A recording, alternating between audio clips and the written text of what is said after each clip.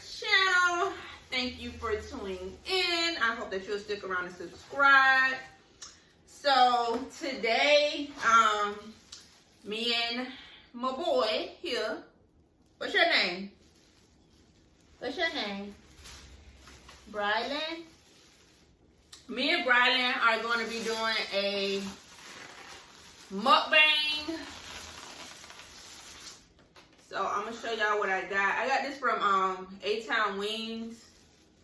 I don't think they're like nationwide. It started in Atlanta.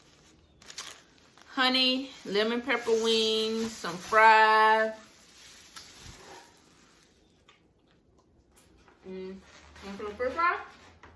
Want french fries? Want french fries?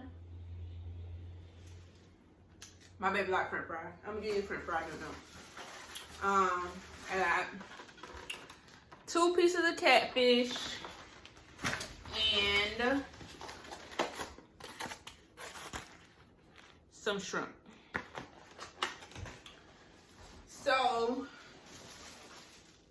y'all, I have not ate this morning. I cooked me some grits this morning, but I had an appointment, so I didn't get to eat my grits because y'all know me.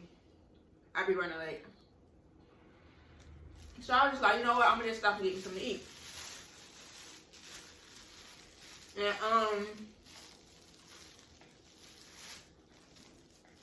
hold on, y'all. Look at my baby.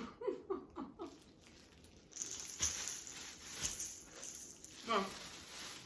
You want french fries?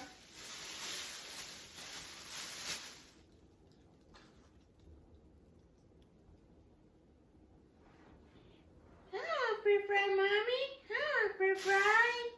Huh, french fry. You gonna eat it or you not hungry? Oh, okay.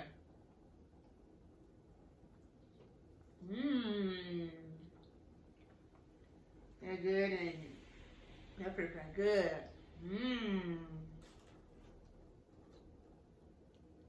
Don't bite it. Good job. Big boy. Yay.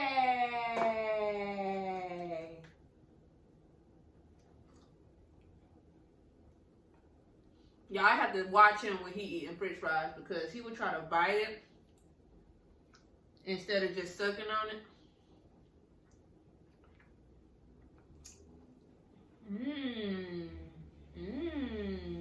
Let me see. See? Let me see. So, my appointment this morning was actually my first therapy session. If you're an OG, you know that I was in therapy during my pregnancy, but since my insurance changed, after I had Brylan, I had to find a new therapist. So, I stopped therapy back in like May, and I just found a new therapist, and it's now October. And I honestly feel like I'm gonna like this therapist much better than my last one. And that's not to say that my last one wasn't good, but I feel like this one more what I actually need, you know? I think what I'm trying to say is my last therapist served her purpose. Like, she was great as far as my pregnancy goes. But for this stage, I think I need a different approach.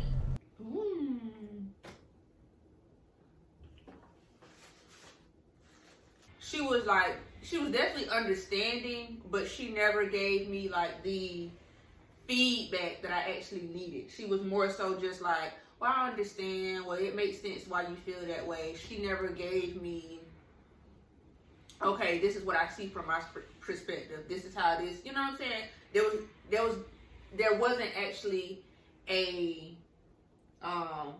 plan for me to actually heal. Yes, we talked, about my issues, but she didn't give me anything back to kind of work through. Hopefully I'm making sense, but I'm about to be smacking his lip. I'm done with that. Let me see.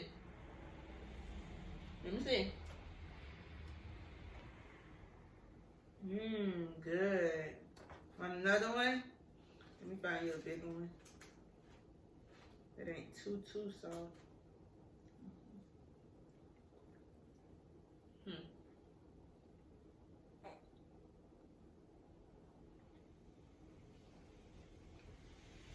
No. No. You can't have no more because you be doing the most. No. Here, get your papa. You ain't getting no more, Bradley. He ain't getting no more. But, what was I saying? Yeah. I just feel like I'm gonna like this therapist a lot better than my last one. Initially, I wanted to bring y'all along with me, but that's where I kind of have to have boundaries when it comes to like recording and trying to put out content. Everything not meant to be recorded. Yes, I can talk about it, but like everything that I do is not meant to be recorded. So, and that was very private, you know. So, what she did suggest for me is to come in every week. So I would go in every Tuesday, and initially we are going to talk through my feelings and emotions and stuff like that, and then she's gonna, you know, like draw up a plan for me to like do homework, you know, like exercises and stuff at home, which I like that. And she asked me, what do I like want from her? What do I want and need from her? And I told her, I just want her to be honest. Like, I am not opposed to criticism. Like, I actually want that. I want to see and understand things from another person's perspective instead of just always being so in my head. Excited for this journey to come. Y'all, I did end up crying during the first session because, you know, they initially, I'm trying to talk, brother. Thank you. Here, stay with your ball. Initially, you know, they ask you everything that you feel like you have an issue with. What are you trying to work through? What is your purpose for coming to therapy? So, of course, talking about some of those things made me tear up. It made me cry. Y'all know I'm a Pisces anyway, so I'm a water bag, but it's okay. It's okay. So, yeah, like I was saying, I'm really excited. Bless you. For this new journey with this new therapist.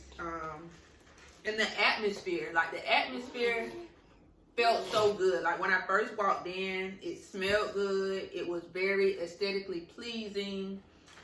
The room that we were in, like, it was comfortable. It made me feel safe. You know, like, y'all know what I mean. And I'm not just saying that because, you know, they're black or whatever, but that's just honestly just how I felt. Like, it felt different than what I was doing before.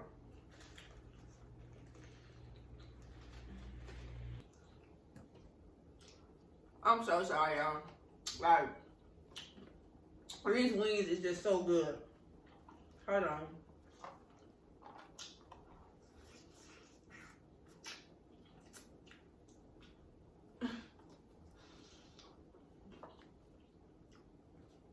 Quick intermission. Hold on.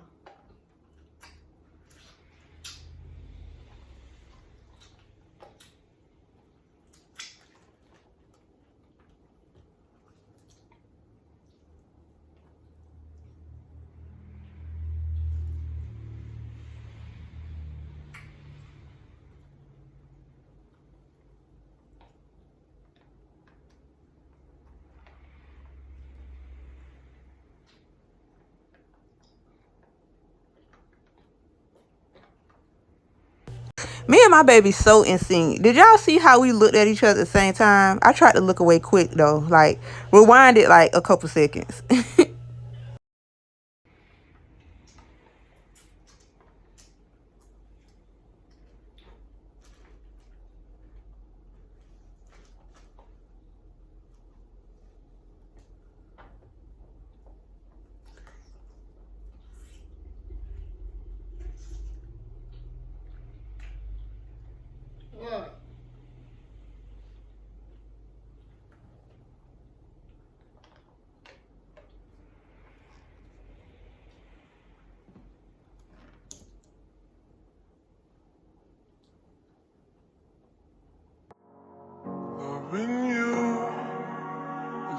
greatest sin.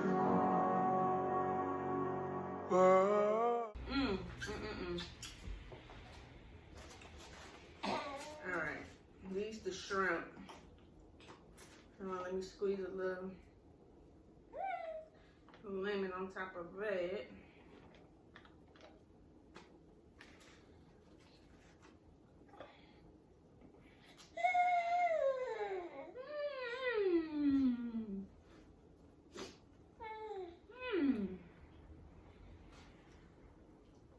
There's Brian over here playing with the wrench for me.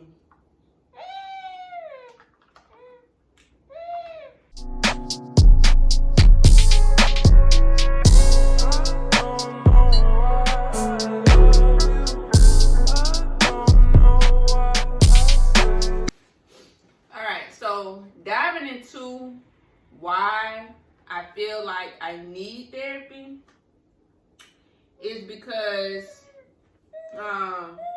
for those who don't know, I was diagnosed with PTSD and bipolar disorder type 2 and generalized anxiety during my first pregnancy. And I feel like I also have a bit of like ADHD. I'm not 100% sure about that, but I've been doing like research on it, and it sounds like me. So initially I wanted to go to this new therapist just to be reevaluated. But since they kind of do everything, I'm just, see how it goes. But overall, I think that I have a really, really, really, really deep wound of abandonment, rejection, and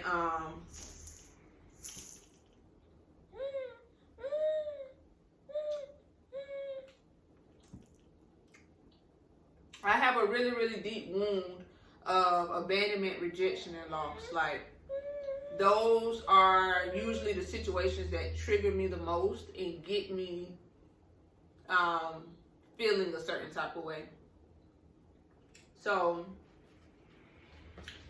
I have previously talked about like my childhood relationship with my daddy, and that has gotten a lot better. Once I actually had like a heart-to-heart talk with my daddy, our relationship started to grow, and I'm very grateful for that. Like, that makes me happy. However, I don't think I've ever talked about my relationship with my mama.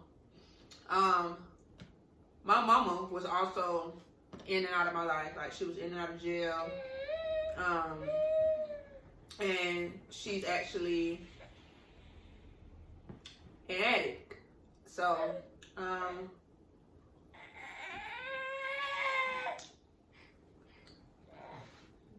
my mama suffers from her own mental issues as well. My grandmother raised me, or would I say raised? I lived with my grandma. That's what I would say.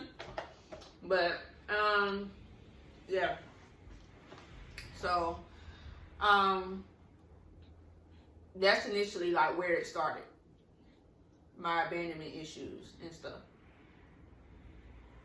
So once I got older and I started to get in relationships, I always got into relationships with guys who were manipulative, who were cheaters, which is why I'm currently a single mom. No, that's not funny. Okay, it's not funny. But yeah, majority of my relationships, whether it was romantic or platonic, pretty much all like toxic. In every relationship, I was triggered. In every relationship, I was triggered because I was either just, being abandoned, rejected, neglected, whatever. But see, for me, Okay, y'all, I'm not exactly sure where I left off at. I had to feed and change Brylan so he could calm his nerves real quick. Now he want to be a roly-poly. But I continued to buzz down after. So, only thing I have left is my catfish and a couple of wings that I decided to save for like the ASMR portion of the video. But I believe I was saying that when I was younger, of course, like I was shamed. I was very ashamed of my mama just because she was an addict, you know, who actually wants to like bring that up when it's so sensitive. Friends and my boyfriends and stuff, they had never met my mom, ever, because I was just so ashamed to have an addict as a mom. So I remember one time, I was with my best friend. We were on like the city bus. We was getting ready to go somewhere. And my mama got onto the bus. Now my best friend didn't even know this was my mama. But she made a comment. And I was just like, so ashamed. So, of course, my mama noticed me on the bus. She came up to me. She was talking to me and all this stuff like that. But I was kind of like trying to brush her off just because it's like, you embarrassing me, you know? And once my mama got off the bus and stuff, like I had to sit there and tell my best friend, like, you know, that was my mama. But, yeah, that's just a little. And now I'm at a point of realizing that, okay, you can't keep running from this cycle. You gonna have to face it and move on from it for good. Like, you can't just keep allowing people to come in and out. You can't just keep allowing people to trigger you and then, you know, just go on about their lives. I'm gonna have to start setting boundaries. Like, once you leave, ain't no coming back, and that's just it. And see, the type of person that I am, you have to leave me because I was a people pleaser. I always feel like I can fix everything. I always feel like if this just get done, then this will get better. Or if I do this, then this will get better. Or if I show this, then they'll see me. And if I say this, then they'll hear me. If I, you know what I'm saying? I was always do. So, I am very thankful now in the place that I am. I'm very thankful now for all of the people who have left my life, who have showed me that they weren't for me, because now it's given me the opportunity to see what needs to be fixed within myself and to be secure within myself. And that's the thing. Like, I had an issue being alone and just feeling whole with myself. So I always felt like I needed somebody else. And now I don't necessarily feel like that, but I still am triggered sometimes. Like, I still go back to my old self sometimes when a situation is placed in front of me that makes me feel like I'm losing something. Even though I really may not be losing anything, you know, that's just what I'm used to, you know? So, for instance, like with my son's dad, this was just a recent situation where I was thinking about like letting him back into my life and stuff like that. And of course, you know, they say all the right things and how they've changed and how they want this and that and, you know, all of that stuff. So I still hold on to hope, sometimes too much, to the point where it actually hurts me more than it helps me. Y'all ever seen that that picture where it's like the hand with the rope tied around it, and then under it I think it's like the rope is released from the hand and the hand is able to like pulsate and stuff now. Like, I don't know, but sometimes letting go is better than holding on. I think that's how it goes. Or is it sometimes letting go? Yeah, I think that's how it goes. I always felt as though there would be someone that saved me from feeling a certain type of way.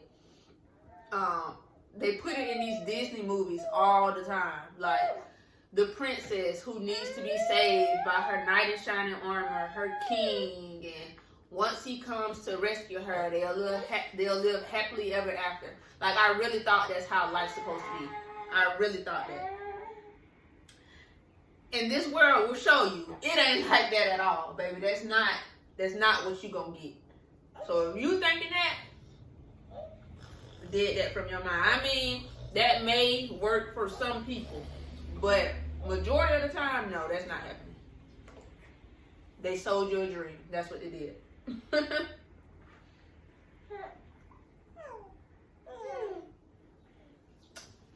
So yeah, so now I'm in a place of like realizing that, and I'm trying to actually feel whole and complete with myself. I'm learning how to really, really be alone without needing somebody.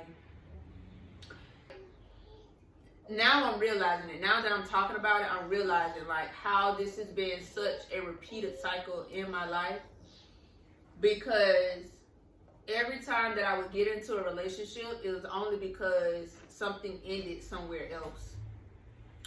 And each and every time I was given a child out of the situation, but the dad would always leave. I wasn't even in a relationship with the person that really allowed me to see things from a different perspective, but he played a significant part progressing like my healing process. So just a little quick backstory. Before I got pregnant with Brylan and started talking to his dad, I was like in this little situationship with a guy before, and like I really, really, really, really liked this guy. Like, he was everything that I ever wanted, like, out of a boyfriend. He was really sweet, and, you know, like, he had his shit together. But, eventually, like, he ended up just ghosting me just out of nowhere. Like, we just stopped talking and all of that stuff. And it hurt me for a long time. Like, a long time. I could not for the life of me figure out why I was always thinking about this boy, why I always just wanted to like be there for him. But I remember one time I sat with my stepmom and I told her, like, I really, really like him, but at the same time, he reminds me so much like of my daddy. And it's not like in a romantic sense or nothing like that, like no weird type shit, but the way he would make me like feel triggered sometimes reminded me of like situations with my daddy, you know. And it was so crazy, I could not understand it. But he basically was like a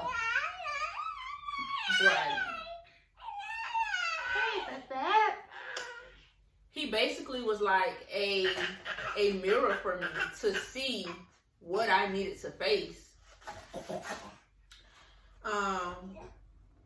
And you know, me and him every now and then, like, you know, we have little conversations, but it ain't like that.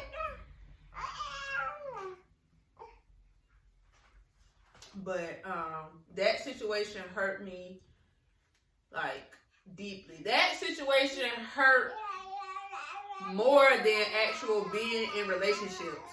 Like with my kids' fathers, like that relationship was definitely like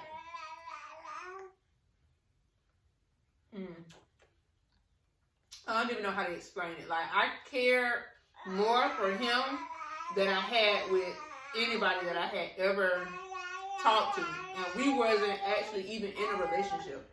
But when he left, baby, had me crying all motherfucking night.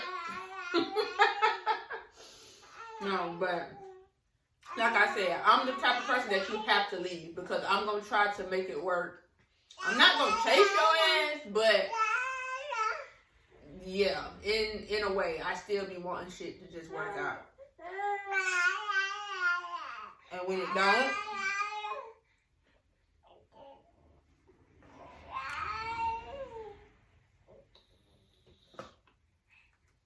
but now I'm starting to feel a lot more comfortable with myself, and I know that if I continue with this therapy, that in a minute, ain't nothing gonna be able to trigger me and put me in no place that I don't want to be in. And that's just being real. That's what it all boils down to.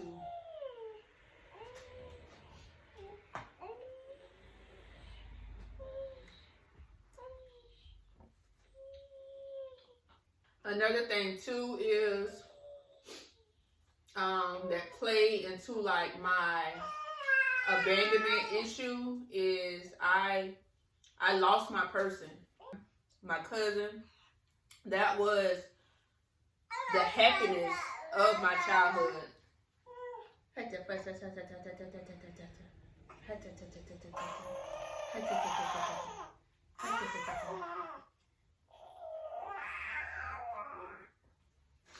But yeah, I lost my person before I wanted to lose my person. My cousin, who was like the happiness of my childhood.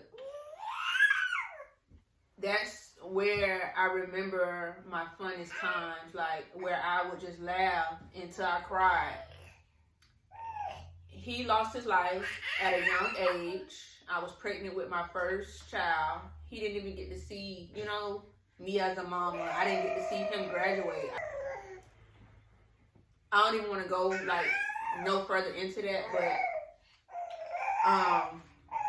that was another situation that really hurt me. I don't know if y'all could even hear me, but y'all know I have this child here.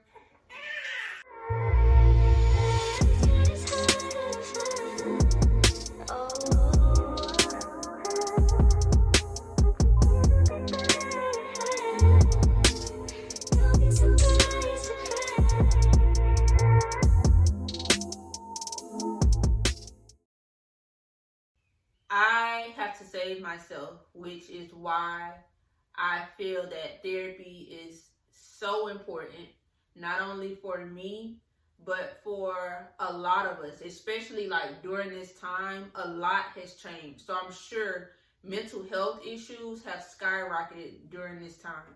Throughout this pandemic, a lot has changed. This has set the tone for our younger generation and what they'll have to deal with once they get older, so it's good now to kind of learn and hone in on what's actually going on around us to be able to prepare these children for what's to come, whatever that might be. I need to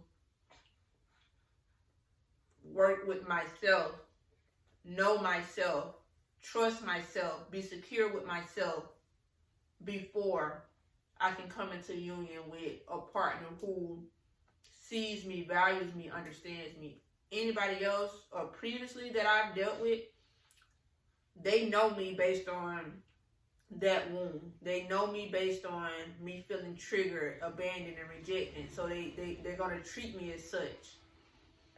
Once I heal and let go and remove certain things from my life, I will come into union with somebody who's equally as open and mature as I am.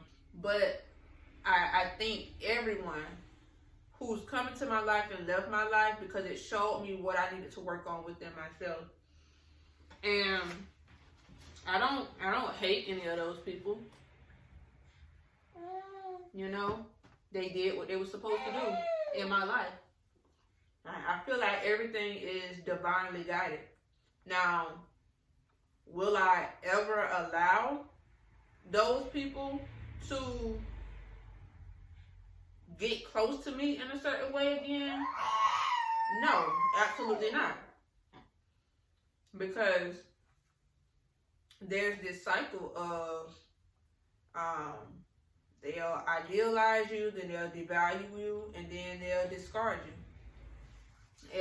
One day I'm gonna actually make a video about the narcissistic cycle, narcissistic abuse, and things of that nature, because that's a lot of what I dealt with. Narcissistic type of people. And I am no longer willing to put up with that type of stuff. Like, I know my worth. I know that I am powerful. I am intelligent. I am strong. But my strongest for me, my strongest not to hold somebody else's shit.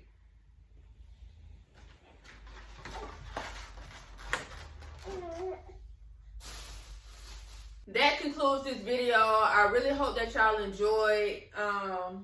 I didn't get to finish my wings, but I'm about to finish them now. But if y'all stuck through the end, I really appreciate you for doing so.